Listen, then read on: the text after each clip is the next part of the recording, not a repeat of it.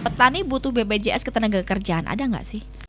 Hampir gagal panen gara-gara hama tikus. Gimana antisipasinya biar nggak ada tikus? Sekaligus nanti dijawab punya Pak Trader tadi, yang petani butuh kehadiran pemerintah agar petani bisa mengakses pupuk murah, teknologi dan perlindungan. Irama Livestock.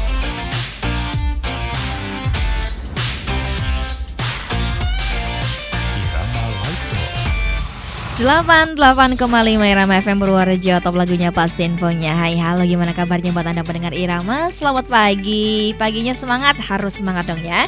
Kembali lagi masih bersama saya Ayu, temani Anda dengan sajian informasi-informasi dan juga lagu-lagu spesial buat menemani Anda semuanya dalam aktivitas apa saja di rumah dimanapun berada ya.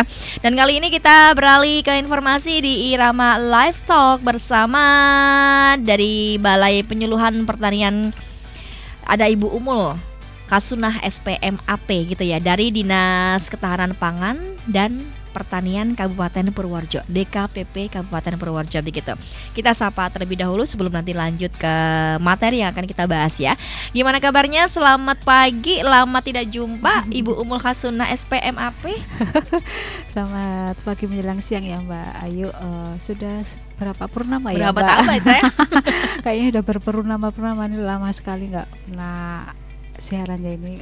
Mungkin ya kangen sama Mbak Ayu nih. Asik, makanya sih. Harus dong ya. Kalau tidak kangen awas loh. Ya. Baiklah, dari Dinas Pertanian nanti bisa memberikan, semoga ada gambaran-gambaran terkait petani-petani yang ada di Kabupaten Purworejo khususnya begitu ya. Buat misalnya generasi sekarang yang ingin bertani, nanti bolehlah sharing-sharing aja begitu, gimana caranya memulai dan lain sebagainya. Nah, kali ini kita akan bahas terlebih dahulu dengan petani, antara harapan dan kenyataan. Nah, petani itu harapannya seperti apa? Apalagi ada MBG sekarang. Nah, ada nggak keterkaitan dengan para petani? Ya kan? Ada nggak di situ keterkaitannya di para petani di situ? Gitu ya, dengan program-program yang mana pemerintah galakan untuk semua di dunia ini, khususnya di Indonesia lah ya, di Indonesia gitu. Seperti apa nanti? Oke, kita merujuk terlebih dahulu ke petani, antara harapan dan kenyataan. Tapi yang dimaksud seperti ini apa ya gitu? Boleh dong disampaikan Ibu Umul Khasunah. Terima kasih. Jadi pada kesempatan ini kita akan membahas tentang petani, antara harapan dan kenyataan. Jadi kenapa tema ini diambil? Karena kemarin kita baru merayakan Hari Krida Petani, Mbak. Jadi ada kemarin, kalau hari ini mungkin Hari Bayangkari ya. Bayangkara apa Bayangkara? Bayangkara ya?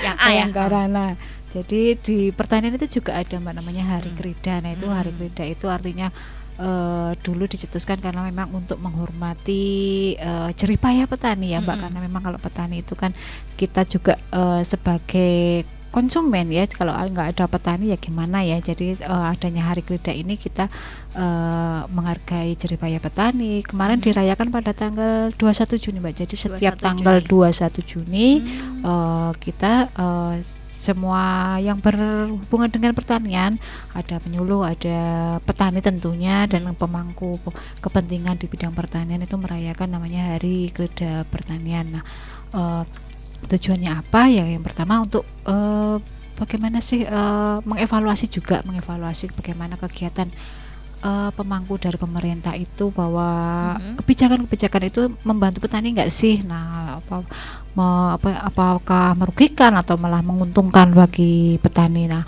kemudian tujuan berikutnya ya juga bagaimana sih kita sebagai konsumen menghargai tidak jerih payah petani yang sudah bersusah payah. Bayangkan kalau tidak ada profesi petani ya Mbak, kita mau makan apa? Masa iya kita mau makan mie terus? Nggak mungkin ya. Jadi semua makanan kan semuanya berbasis dari pertanian ya Mbak ya.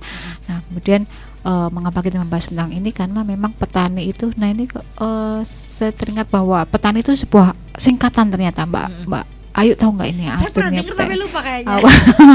Jadi dulu jadi kayak petani itu adalah akronim dari Penyangga Tatanan Negara Indonesia. Oh iya betul ya. Jadi itu dulu dicetuskan oleh Pak Karno. Tapi memang petani itu ya bukan hal baru ya Mbak. Jadi istilah petani kan sudah zaman dulu nenek kita, nenek moyang kita kan sudah ada nama petani. Tapi Bapak Soekarno yang waktu itu menjadi presiden menyetuskan Penyangga Tatanan Negara Indonesia sebagai bentuk apresiasi ya Mbak, apresiasi kepada petani bahwa jerih payah mereka itu supaya namanya kalau diapresiasi kan lebih gimana ya Mbak ya, termotivasi ya. Jadi seperti karena benar-benar penyangga ya Mbak, kalau dari akronimnya kan penyangga tatanan negara Indonesia. Seperti tadi kita bayangkan kalau tidak ada profesi petani ya Mbak, walaupun mungkin kita punya tentara yang kuat ya Mbak ya, tentara yang banyak, tapi kalau nggak makan nasi gimana Mbak? Tentara juga butuh makan Butuh kan? makan. Jadi tatanan negara itu malah justru di petani itu sendiri, karena memang selain menjaga tatanan negara Indonesia supaya lebih kuat dengan makan, nah itu petani itu menjadi gimana ya Mbak ya, sebagai ujung tombak ya Mbak ya, karena kita coba kebutuhan kita utama apa Mbak? Makan. Kita hidup Jadi harus makan juga buat jadi kerja, iya, jadi makanya ada istilah tersebut kayaknya ya make sense ya Mbak ya dengan istilah tersebut, karena penyangga tatanan negara Indonesia ya sebagai petani, apalagi negara kita kan negara agraris ya Mbak ya, dimana profesi paling mayoritas di Indonesia itu adalah petani ya. Memang karena kondisi alam kita ya, walaupun mungkin lahannya mungkin makin menyempit makin menyempit, tapi kayaknya profesi petani ya mungkin yang muda-muda aja yang mungkin yang sekarang ya Mbak ya nggak mau terjun. Tapi kalau di desa-desa masih banyak profesi petani itu ya memang usianya ya sudah sepuh yang muda-muda biasanya keluar daerah atau luar negeri. Nah itu salah satu menjadi mengapa kita membahas antara harapan dan kenyataan begitu Mbak. Cocok sekali. Nah tapi kalau misalnya kita mendengarkan tadi yang artinya penyangga tatanan negara Indonesia, itu kayaknya bergengsi banget loh. Iya. Penyangga tatanan negara Indonesia. Tapi dengan diaplikasikan yang memang di dalam kehidupan nyata, petani itu kayak diremehkan, terus dengan usia yang tadi disampaikan, usia yang sepuh-sepuh, yang muda udah mungkin gengsi dan lain sebagainya. Nah, definisi dari petani itu sendiri seperti apa? Atau ada harapan yang memang harusnya petani, ayo dong yang jiwa-jiwa muda bergejolak dong, gitu. Gimana nih gitu? Betul ya, kalau kita orang awam mengenal yang petani ya, yang bertani ya Mbak ya, yang nyeblok sawah, yang pokoknya yang kalau orang awam ya berbau-bau yang kotor-kotor lah, yang kotor-kotor. Tapi kalau memang kalau definisi dari petani itu sendiri dari beberapa ahli itu memang banyak sekali. Nah, salah satunya itu bahwa petani itu adalah orang yang bekerja dalam bidang pertanian. Tentu saja ya yang bertani, walaupun nanti pertaniannya itu ya macam-macam, mungkin ada petani sayur atau petani yang di sawah. Nah, itu berbagai macam jenis komoditas mungkin itu disebut dengan petani. Namun dari itu semua memang definisi dari petani menurut Wikipedia itu adalah salah satu seseorang yang bergerak di bidang pertanian untuk kehidupannya sendiri atau untuk mungkin dengan tujuan dijual. Kan ada ya Mbak ya, kalau bertani itu memang tujuannya komersil ya, memang untuk dijual. Kadang juga kalau petani kita sih yang mungkin petani-petani yang kecil itu biasanya ya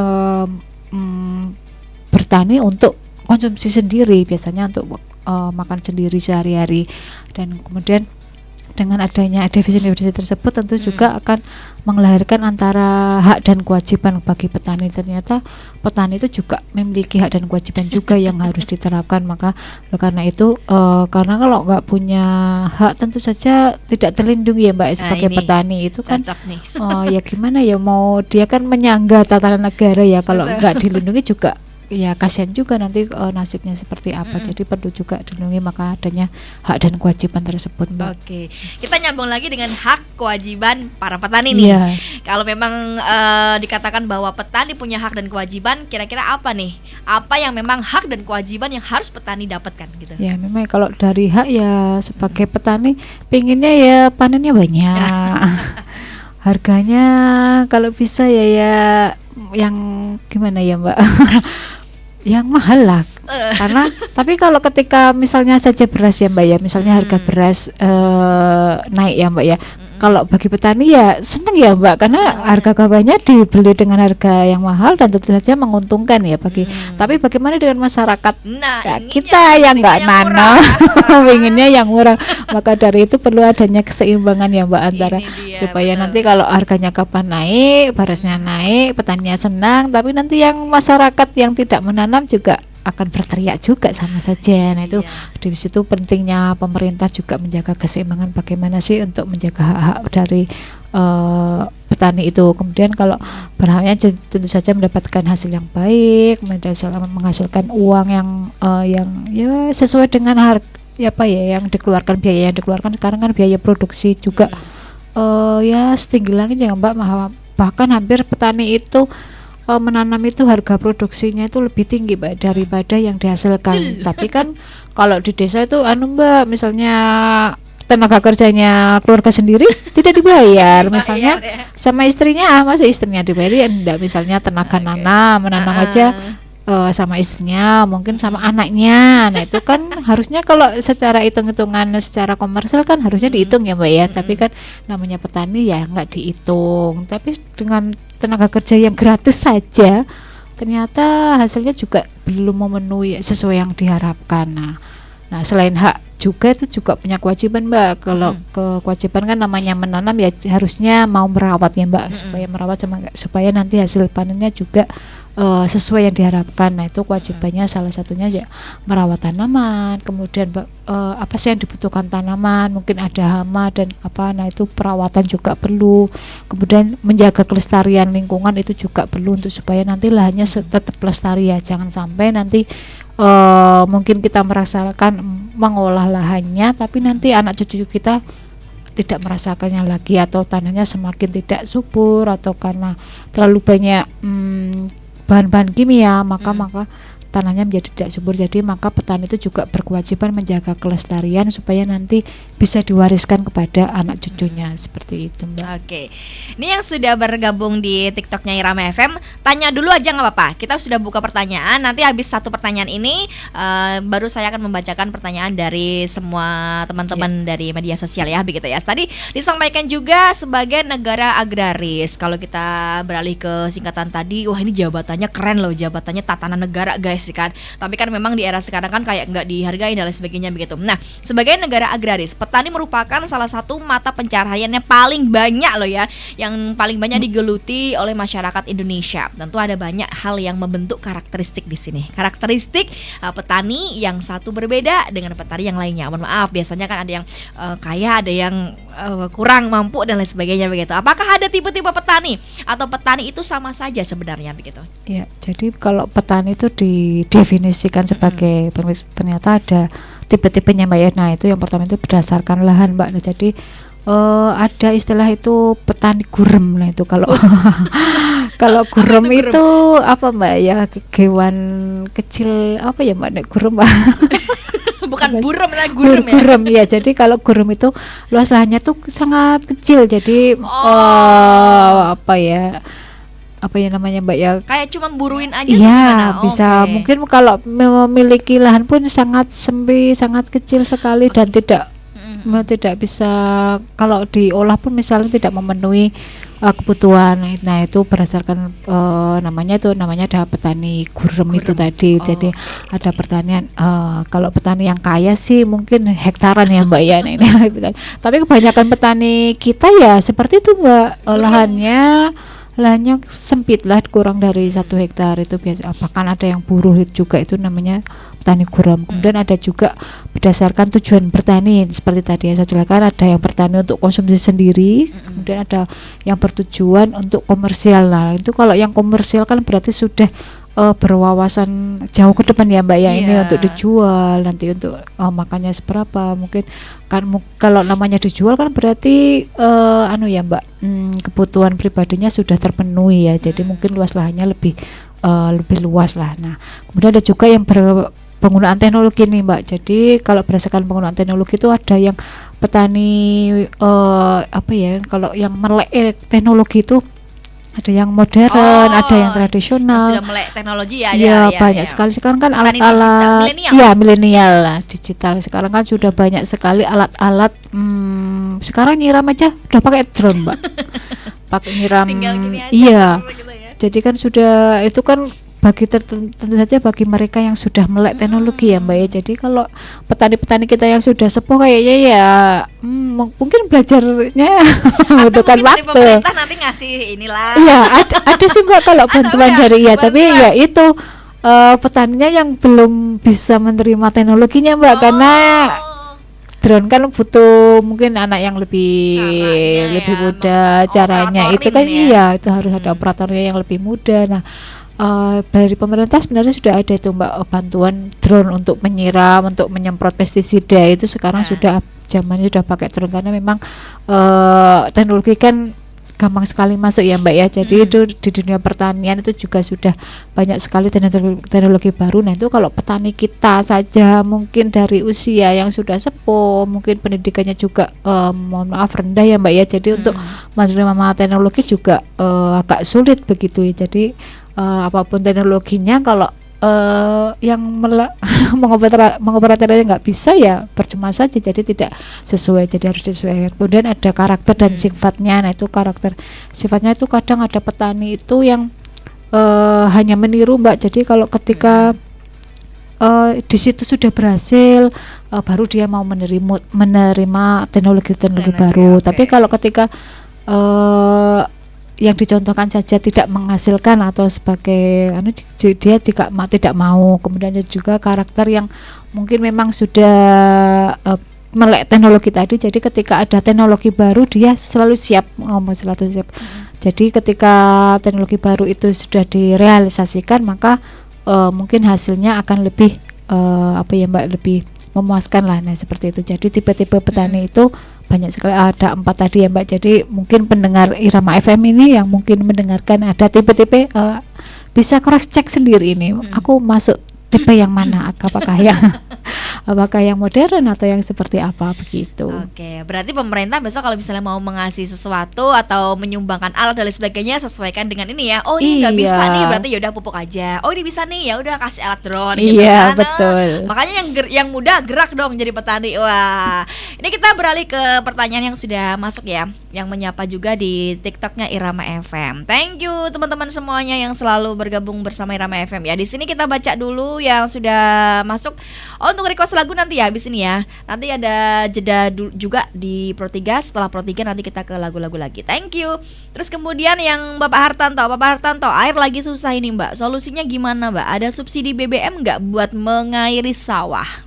Oh, jawab langsung Mbak ini. Jawab langsung aja. Untuk air ya Mbak ya. Jadi untuk air, daerahnya mana dulu ya Mbak ya? Karena di Purworejo ini kan banyak daerah irigasi ya Mbak yang beda-beda. Salah satunya itu kita itu masih ikut ke Wadas Lintang ya Mbak. Salah satu contohnya di lokasi wilayah barat yang Wadas Lintang kan di Kebumen ya Mbak ya. Kebumen itu jadi mengairi daerah Purworejo itu sekitar kecamatan-kecamatan yang ada di daerah barat seperti Kemiri, Pituruh. Nah di Wadas Lintang sendiri karena memang musimnya ini kan kemarau ya Mbak. Sekarang udah nggak ada hujan kayaknya ya. Udah lama sekali nggak hujan. Nah itu debit air yang ada di Wadas Lintang pun menurun. Menurun. Nah itu akibatnya air yang dialiri sampai ke daerah Purworejo itu sendiri juga tentu saja berkurang.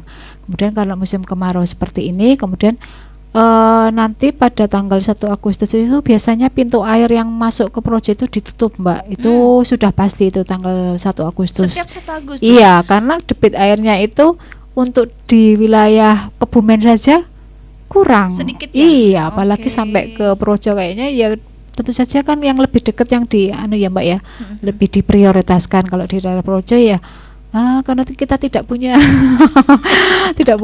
apa ya Mbak, waduk. Nah itu karena itu yang salah satu harapan kita adalah bendungan bener itu. Dengan adanya bendungan bener itu diharapkan nanti wilayah kebutuhan air kita itu bisa nggak perlu minta daerah luar gitu. Iya, dari Wadas Lintang. Kalau kita masih minta dari luar dong. Iya, minta Kebumen, minta yang punya waduk itu sendiri. Nah, kalau tadi subsidi BBM ya Mbak, subsidi BBM itu ada Mbak untuk mengairi sawah berarti pompa ya. Dia membutuhkan, kalau pompa air itu kan membutuhkan bensin ya atau pertalite. Kalau untuk pertalite itu untuk kan kalau subsidi itu harus belinya pakai jeligen ya Mbak ya. Jadi kalau pakai jeligen itu daerahnya harus ada suratnya. Iya, ada suratnya. Itu daerah mana Mbak? Nggak ada. Bapak Hartanto di daerah mana mungkin bisa disampaikan sekaligus? Tapi untuk setiap kecamatan itu ada seperti tadi Mbak, Balai Penyuluhan Pertanian kecamatan itu di sana ada petugas, ada penyuluh. Nah, itu bapaknya itu tadi bisa langsung ke kantornya BPP masing-masing di kecamatan seluruh Projo di seluruh Indonesia malah itu. Nah, wilayahnya di mana langsung saja ke kantor pertanian yang ada di kecamatan, mengajukan surat permohonan, namanya permohonan itu untuk pengajuan BBM bersubsidi. Karena kalau pembelian dengan jeligen itu harus membawa surat. Nah, itu nanti mengajukan permohonan. Nah, dari pertanian nanti akan mengajukan ke dinas. Nah, itu nanti dinas mendapatkan surat itu Mbak, untuk dibawa ke SPBU-nya. Jadi nanti SPBU-nya juga panjenengan bisa memilih yang tentu saja yang sudah ditunjuk ya Mbak ya. Kalau yang enggak, jadi tidak semua SPBU itu menerima Mbak. Jadi yang enggak tahu itu seperti jadi khusus untuk pertanian itu mungkin ya itu nanti bisa bertanya langsung ke wilayah kecamatannya masing-masing. Itu ada SPBU yang ada yang ditunjuk benar-benar untuk pertanian, ada yang nggak mau sih SPBU-nya. Jadi tergantung SPBU-nya, nanti bisa ditunjukkan oleh petugas kecamatannya. Nanti dapat suratnya, dan itu berlaku nanti 3 bulan Mbak. Jadi nanti 3 bulan per minggu. Butuhnya pompa air itu bensinnya biasanya seminggu misalnya 20 liter. Nah, nanti disesuaikan, nanti itu suratnya berlaku selama 3 bulan. Nah, sebelum 3 bulan nanti kalau mau memperpanjang bisa nanti hubungi lagi ke kecamatan lagi. Nah, ini mau memperpanjang, nanti diperpanjang. Itu berlaku untuk juga untuk Mbak, traktor itu kan solar ya Mbak, itu sama. Karena kalau memang kalau butuhnya namanya traktor itu kan butuhnya banyak ya Mbak ya, jadi membutuhkan jeligen. Tapi kalau ada juga sih Mbak yang mungkin agak nakal mungkin ya itu mungkin punya mobil. Nah, itu tapi pura-puranya iya. Itu kayak gitu. Tapi kalau membawa jeligen itu juga hati-hati sih Mbak, kadang mungkin ketidaktahuan petugas mungkin ya, dikira apa ya Mbak, penyelundupan atau gimana. Kadang kalau kategorinya sih iya, apalagi saat ini ya Mbak, karena harga BBM yang naik di SPBU semuanya antri, semuanya beralih ke Pertalite. Nah, itu akan menjadi lebih hati-hati saja. Nanti yang penting ketika ke SPBU membawa KTP dan surat yang rekomendasi tadi, namanya surat rekomendasi BBM yang resmi dari Dinas Pertanian dan Ketahanan Pangan. Itu ada tanda tangannya Pak Kadin, kemudian ada barcode-nya. Nah, itu kalau tanpa itu ya nggak bisa. Jadi yang harus beli juga harus KTP yang bersangkutan dan membawa surat itu dan membawa jeligen. Insya Allah aman. Yang penting syarat-syaratnya harus dibawa dan ke SPBU yang ditunjuk. Jangan sembarang SPBU gitu. Oke. Berarti itu subsidi otomatis kita bayar, tapi iya, ya. Iya. Nggak gratis. Enggak subsidi. Karena kalau beli banyak kan nggak boleh Mbak. Iya, kalau nggak misalnya kan itu ada juga kan ya Mbak yang jual bensin eceran itu. Nah, itu nggak tahu tuh seperti apa. Itu kadang ada juga sih Mbak yang nakal ikut bawa rekom tapi untuk dijual. Nah, itu nggak boleh ya. Iya. Itu gimana mengantisipasi seperti itu? Nah, itu kita cek dulu Mbak. Jadi ketika mengajukan rekom kita cek dulu Mbak, ini alatnya ada apa tidak, bener apa tidak. Kita ke lokasi, kita verifikasi dulu, Bapak bener nggak. Nanti kalau bapaknya ternyata punya warung ada Mbak kasus seperti itu. Jadi nggak bisa ya. Memang dia punya pompanya Mbak, punya pompa tapi dia bapaknya punya warung lah. Ada usaha lain gitu ya? Iya. Jadi saya tanya ternyata iya Mbak, ini sambil diecerkan. Nah, itu langsung diputus Mbak, nggak boleh lagi. Nggak boleh. Iya, nggak boleh. Iya. Karena untuk pengairan iya, harusnya benar lah. Untuk pertanian, bukan siap. untuk dijual lagi. Oh begitu. Begitu Bapak Hartanto ya penjelasannya. Semoga nanti bisa didiskusikan kembali lagi apabila Anda sekiranya belum mempunyai surat rekomendasi dan sebagainya, nanti bisa ke dinas atau ke kecamatan ya. Kantor pertanian yang ada di kecamatan. Oh, oke. Yang ada di kecamatan dulu gitu. Nanti akan disampaikan kepada dinas begitu ya. Mas Teddy, benar sekali nih, udah musim kemarau nih, petani butuh air banyak, betul. Terus kemudian dari Bapak Desa Trader nih, petani butuh BPJS Ketenagakerjaan, ada nggak sih? Ada Mbak. Itu petani apa Mbak? Kalau petani BPJS yang ketenagakerjaan itu biasanya yang itu Mbak risiko tinggi. Nah risiko tinggi itu seperti penderes, tahu Mbak penderes Yang naik kelapa. lah itu. Kemudian ada petani tembakau, kemudian petani cengkeh yang pokoknya kalau dari pertanian ya Mbak, kalau pertanian itu jadi ada petani penderes, petani tembakau dan petani cengkeh. Nah itu kenapa? Karena namanya apa ya, menek kelapa. Safety-nya harus ini ya. Coba Mbak kalau di desa-desa kan apa pakai pengaman? Ya enggak. Kaki saya sudah berair keringat Coba ini. kayaknya Membayangkan. kayaknya cuma gitu ya, kuat cuma banget gitu. bikin pijakan itu aja lah. Nah itu salah satunya itu BPJS dari bahkan yang tembakau itu dananya dari DPHJHT Mbak. Jadi cukup mendaftarkan, nah itu kecamatan mana, nanti bisa mendaftarkan langsung ke penyuluhnya bisa Mbak, lewat penyuluhnya bisa, mau ke tenaga kerjaannya langsung juga bisa. Tapi kalau kemarin kami dari pertanian itu Mbak mendata yang dari petani-petani itu dari penderes yang banyak itu, kemudian tembakau. Kalau tembakau sih mungkin nganu ya Mbak, ketika panen mungkin menghirup atau seperti apa ya. Kalau penderes kan jelas ya Mbak, karena manjat pohon itu kan tinggi, jadi ada resiko kematiannya lebih tinggi. Yang ada sesak napasnya gitu ya. Mungkin kalau tembakau mungkin ada zat-zat yang mungkin zat adiktif yang tercium juga. Kemudian kalau cengkeh itu juga panennya sama Mbak. Itu kalau panen cengkeh kan juga, cengkeh kan tanam apa ya, pohonnya itu juga kecil. Kalau udah kecil pohonnya, berada di kayaknya pegunungan, sedikit kepleset, iya, maaf betul. ya. Kalau cengkeh itu kan banyak kan ya di daerah daratan tinggi, jadi Oke. perlu adanya itu.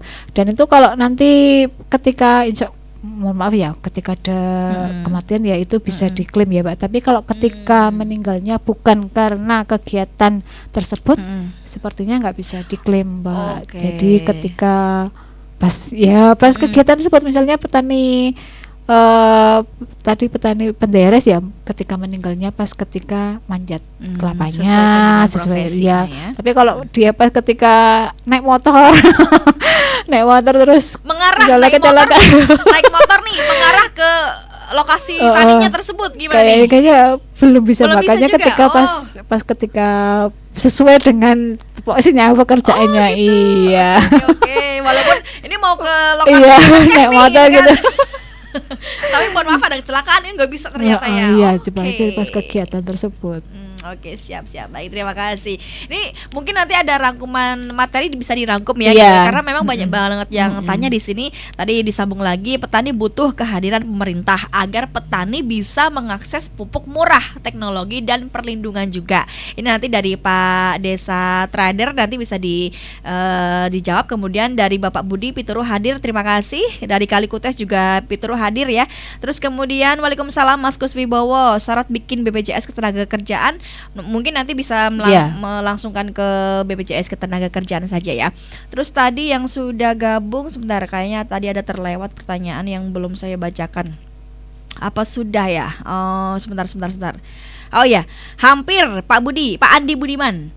Hampir gagal panen gara-gara hama tikus. Gimana antisipasinya biar nggak ada tikus? Sekaligus nanti dijawab punya Pak Trader tadi, yang petani butuh kehadiran pemerintah agar pemerintah bisa mengakses, agar petani bisa mengakses pupuk murah, teknologi dan perlindungannya. Ya, Gitu. untuk takjub yang pupuk ya Mbak ya. Jadi untuk pupuk itu sekarang sudah ada pupuk bersubsidi ya Mbak. Jadi untuk pendaftarannya bisa ke kecamatan masing-masing lagi. Nah itu membawa fotokopi KK, KTP, kemudian apa Mbak itu yang oren-oren itu namanya tupi pajak ya? Yang oren itu loh Mbak. Nah itu nanti diserahkan kepada penyuluhnya. Nah itu nanti bisa langsung ke kecamatan. Nah itu nanti setelah terdaftar dalam RDKK, nah itu panjenengan bisa membeli pupuk yang bersubsidi, karena ada juga pupuk yang nggak subsidi Mbak. Kalau yang nggak subsidi itu harganya berkali lipat. Itu itu kalau yang nggak subsidi itu sampai 200 itu per karung loh Mbak. Per karungnya. Tapi kalau subsidi nanti insya Allah harganya lebih murah. Dan dengan ya kalau yang subsidi sama non subsidi mungkin bagi orang-orang tertentu lebih bagus yang non subsidi karena mungkin lebih mahal. Iya, tapi namanya Tapi kan namanya petani ya Mbak ya, butuhnya yang subsidi ya seperti tadi. Bensin yang subsidi, semuanya subsidi ya, lebih murah lah supaya nanti biaya produksinya juga lebih terjangkau. Nah seperti itu. Nah itu bisa pokoknya nanti kecamatan bisa daftar langsung, itu namanya nanti dapat EDKK untuk subsidi. Kemudian yang kedua tadi pertanyaannya tentang Bapak Andi Budiman, hampir gagal panen gara-gara hama tikus ya. Iya. Jadi itu tikus itu memang sekarang sedang merajalela Mbak. Jadi semua wilayah itu banyak terkendala hama tikus. Nah untuk kami dari pertanian itu sudah mengadakan ada bantuan Mbak, ada bantuan itu obat namanya. Kok obat ya Mbak ya? Kalau obat itu menyembuhkan ya. Apa ya Mbak? Racun ya. Racun tikus. Nah obat itu hama. Iya betul. ya racun tikus ya, kayak racun hama itu, hama tikus itu nanti ya sama aja Mbak, nanti bisa hubungi ke penyuluhnya masing-masing, dan di situ nanti ada pengamat hama dan pengendali organisasi pengganggu tanaman. Di situ nanti insya Allah akan diadakan seperti gerakan kropoyan atau gerda atau gerakan pengendalian secara bersama-sama, dan nanti untuk racunnya bisa disediakan oleh dari pertanian. Nah jadi monggo, mungkin kalau wilayahnya sudah ada sedikit-sedikit ada apa ya, udah terserang tikus, monggo laporan saja yang jelas itu laporan ya Mbak ya, laporannya ke penyuluhnya, ke kantor kecamatan pertanian yang ada di kecamatan masing-masing, monggo laporan saja, nanti dari pihak kami nanti akan langsung memeriksa dan nanti akan membuatkan jadwal untuk kropoyan atau seperti apa gerakan pengendalian. Nah itu obatnya nanti dari pertanian. Memang kalau di salah satu ada juga Mbak wilayah-wilayah itu katanya kalau tikus itu kalau dikendalikan nanti ngamuk Mbak. Itu itu banyak juga yang masih berpendapat seperti itu, jangan dikendalikan atau dikeroyok, nanti malah lebih banyak lagi itu katanya. Banyak temennya gitu ngajak iya itu banyak petani-petani yang sepuh-sepuh itu masih berpendapat seperti itu. Jadi mereka lebih bene wae dipangan sedekah gitu. Tapi masih banyak sekali itu yang yaitu salah satu petani yang mungkin ya karena sepuh ya Mbak, mungkin petani yang kolot ya, mungkin masih pokoknya itu dipegang banget itu loh Mbak. Maksudnya kalau jangan berontak mau membahasmi tikus, nanti tikusnya marah lebih banyak lagi, itu seperti itu. Iya pertanyaan itu itu kalau daerah yang ada orang seperti itu sulit banget Mbak dimasukin itu, karena memang sudah mungkin dari kecil sudah beranggapan seperti itu sampai dewasa jadi tertanam, mungkin juga sudah nganu ya Mbak, mungkin sudah membuktikan kalau ketika berantas kan kalau namanya tikus itu kan harusnya bersama-sama Mbak, jadi harus banyak orang dan dalam luasan yang lebih banyak gitu loh Mbak. Karena kita ketika membasmi yang daerah sini nanti tikusnya pindah. Nah itu mungkin seperti itu. Jadi kalau itu yang lainnya jadi harus kerjasamanya jadi seperti itu, harus benar-benar serempak semuanya itu. Kalau mendekalikan barang satu hamparan itu semuanya ikut semua petaninya. Jadi kalau diberantas bareng-bareng kan insya Allah tikusnya yang dikendalikan juga banyak ya, jadi tidak berpindah ke tempat lain. Mungkin ya itu sih jawabannya seperti pindahnya ke tempat daerah lain. Iya ya itu mungkin lain kena membuat marahnya seperti itu. Di sini dibasmi ya udah pindah aja, tinggal numpang makanannya masih ada di sana gitu. Kalau tikus itu tadi sudah disampaikan ya cara membasmi tikus, sawah tikus ya harusnya memang semuanya serentak petani bareng-bareng ya. Satu berapa hektar di situ bareng-bareng bareng-bareng. Itu perkara nanti pindah ke daerah lain. Perkara lainnya Mbak. Perkara lain lagi gitu ya. Terima kasih. Iya ya pasti katanya korupsi, katanya kalau tikus sudah marah korupsi dia kan. Betul. Oke, terima kasih Pak Haryono Sugeng. Tetangga saya pernah diserang banyak tikus pas maghrib horor. Iya betul. Berarti benar ya kemarin ya. Oke.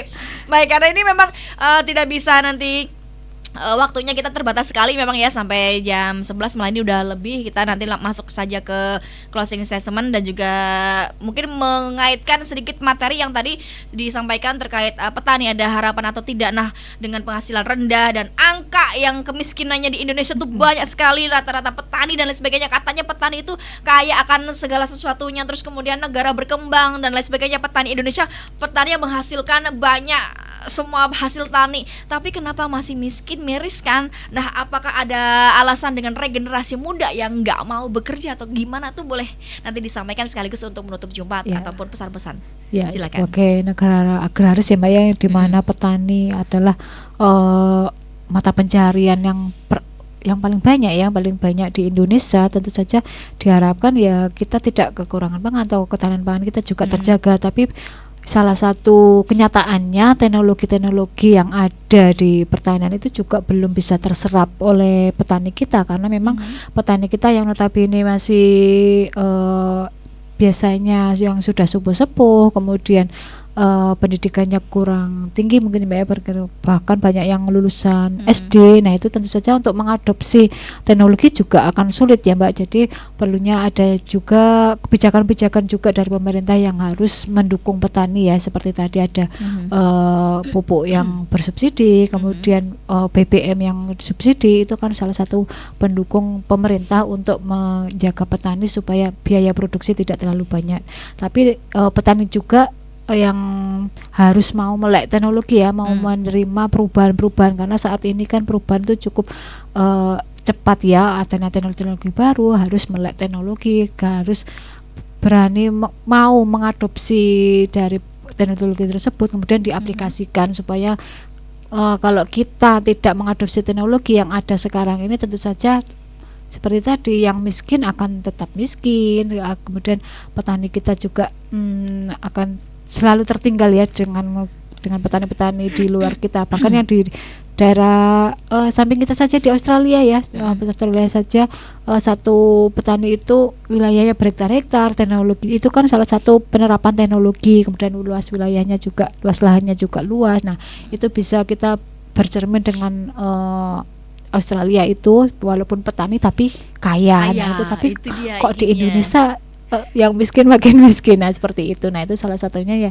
kita kalau luas lahan mungkin nggak punya uang untuk membeli, yaitu adopsilah teknologi yang ada. Jangan mau belajar tentu saja, jangan sampai ketertinggalan. Ada banyak teknologi baru yang perlu diterapkan. Itu bagi petani diharapkan untuk mengadopsinya, kemudian ya mau belajar lah Mbak, mau membuka.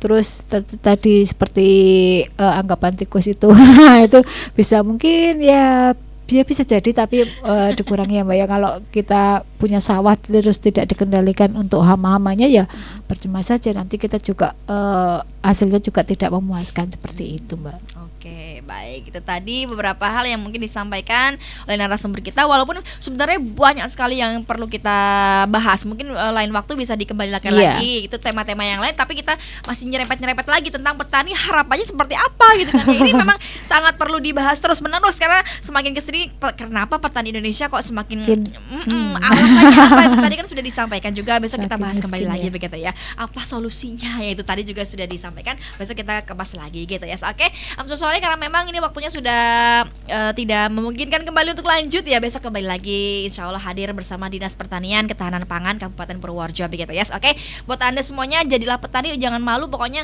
nanti kita bareng-bareng. Saya juga kalau misalnya punya tanah, lahan, pingin loh jadi petani kaya kan saya gitu kan. Oke, untuk closing statement, pesan-pesan yang disampaikan ya bagi petani khususnya di daerah Purworejo, karena ini sudah musim kemarau ya Mbak, air juga sudah sulit. Nah, monggo mungkin kalau untuk nanam sawah kayak padi itu kayaknya sulit ya. Jadi monggo bisa menanam yang sesuai dengan kondisi, karena memang kemarau tidak ada air.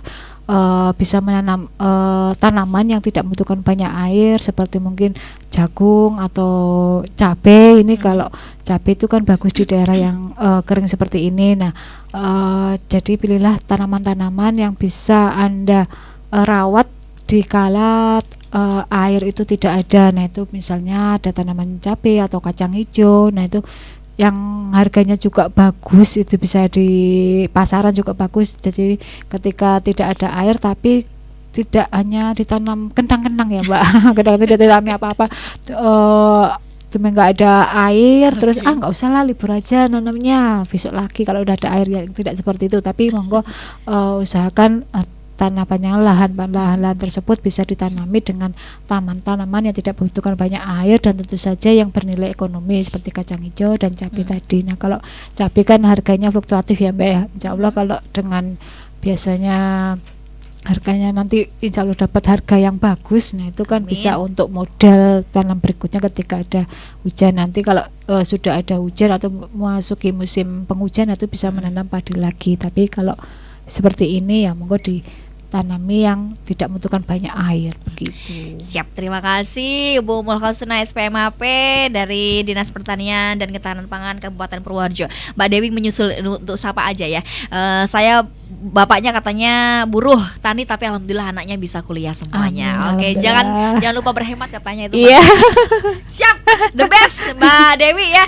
Nanti bisa disampaikan kepada pendengar yang lainnya begitu. Terima kasih, ada Bang Kamit juga yang baru aja gabung ya di daerah Purworejo Kidul, katanya panen 3 dengan adanya pompanisasi, ya, pompasibel gitu ya. Oke, thank you. Tapi mohon maaf sekali teman-teman semuanya karena ini memang waktunya udah habis. Kini saatnya untuk pamit. Besok kita lanjut lagi gitu ya. Di setiap hari Rabu pokoknya pantengin terus insya Allah ya. Kalau misalnya nanti bisa hadir narasumber kita semuanya di setiap hari Rabu itu di 10:30 sampai jam 11 begitu. Oke, thank you. Assalamualaikum warahmatullahi wabarakatuh. Sampai jumpa. Bye bye. Kita hadir ke RRI terlebih dahulu ya. Tetap stay di 88,5 RMA FM Purworejo, top lagunya pasti infonya.